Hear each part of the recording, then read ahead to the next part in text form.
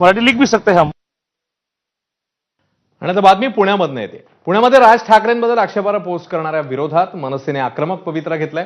पुण्यातल्या वनाज भागात राहणारे केदार सोमण यांनी राज ठाकरेंविरोधात वादग्रस्त पोस्ट शेअर केली।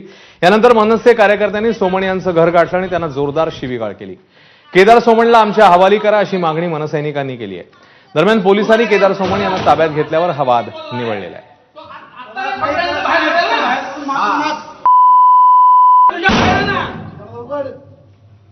तू आता नाही नंतर बाहेर पडशील ना थोड्या वेळाने मराठी तू थोड्या वेळाने बाहेर पडशील ना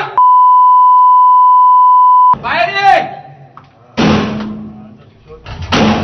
तू काय बोलला रात्री केलेली नाही तरुणाने त्याच्याकडे एवढा आहे ना तर त्याने बाहेर यावं तो साहेबांविषयी बोलला तुम्ही आम्हाला काय आमचं काय दहा कशी टाका आम्हाला काय माहिती। आता पुढची बातमी। दिशा सालियांची हत्या झाली असून आदित्य ठाकरेंचा त्याच्यामध्ये हात आहे असा आरोप